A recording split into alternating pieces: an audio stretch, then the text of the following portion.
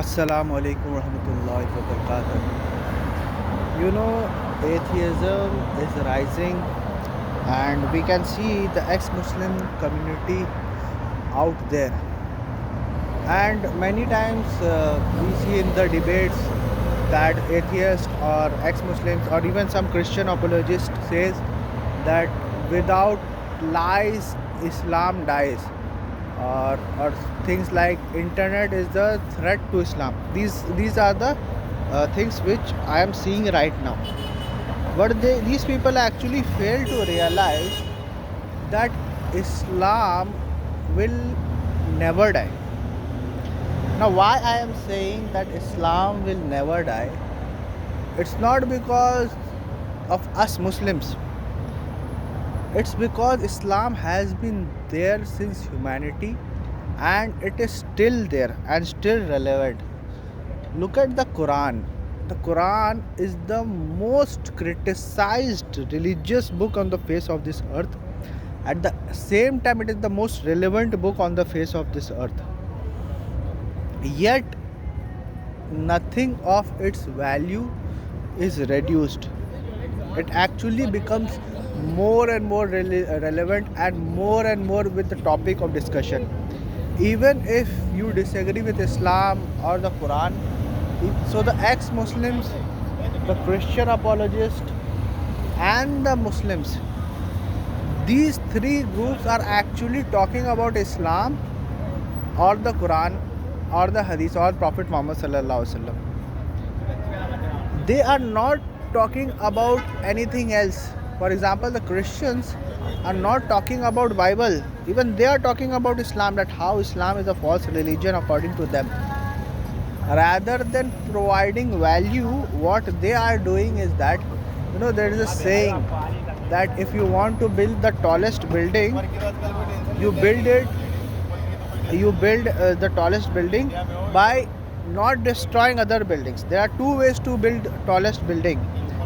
One is to build the tallest building like every building is built, so you need to just build the tallest one.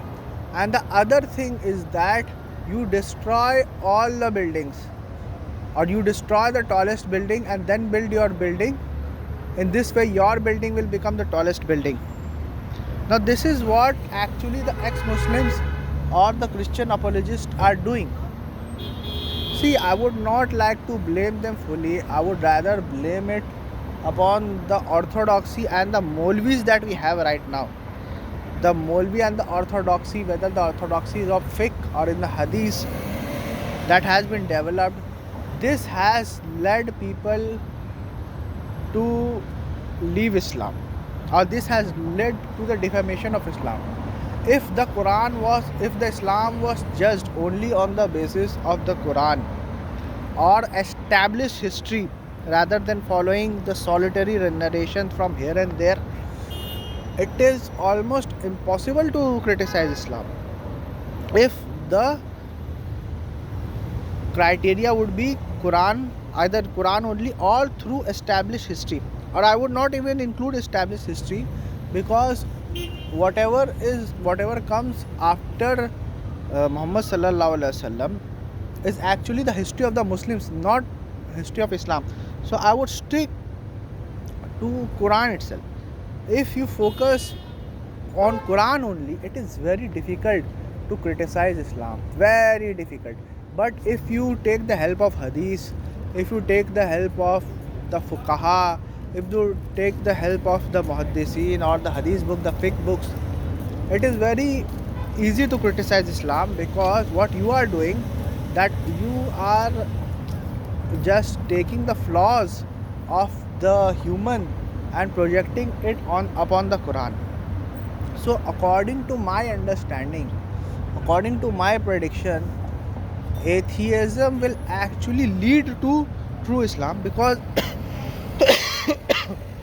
atheism or any other religion is not attacking Islam, rather it is attacking the radical interpretation or the orthodoxy of the Muslims. So if they are saying that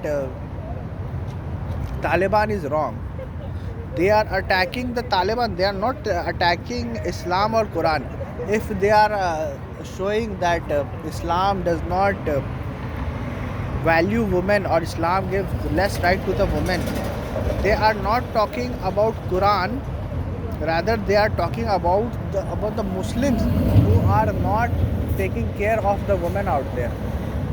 So what they are basically doing, they are taking the bad Muslims or the worst examples of Muslim and projecting it upon Islam, that it is because of Islam that these people are bad people. But this is not how it works in the real life. Every community, including the Muslim community, have good people and bad people.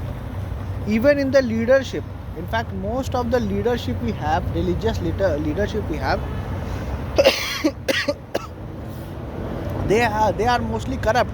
Most of the politicians we have, they are actually corrupt people. Most of the politicians, we should judge them by the common people which are present out there.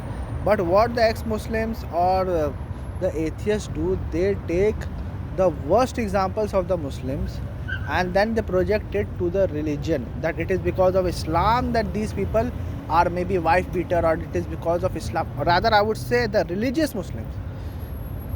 So I would say that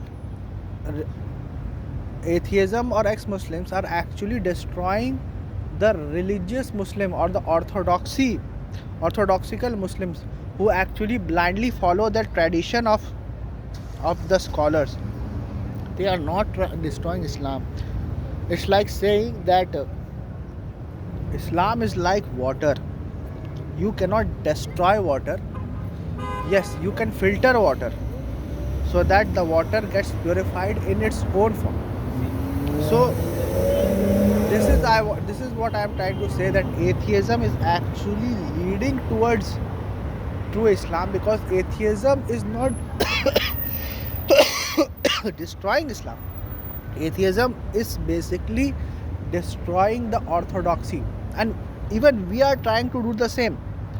They think that they can destroy Islam because according to them, Islam is about following the orthodoxy, of following the scholars, of following the tradition.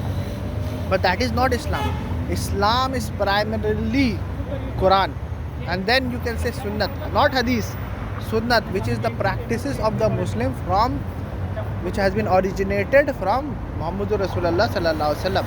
The practice which has been transmitted it from one generation to another generation of the Muslim Ummah, not of a fringe sect, but of the complete Muslim Ummah. So it is very difficult to criticize Islam only on the basis of Quran and Sunnah, but it is very easy to criticize Islam with the help of Hadith, Tafsir, and all the bullshit rulings which the Fuqahas have established. So according to me, atheism will lead towards true Islam. That's my position right now.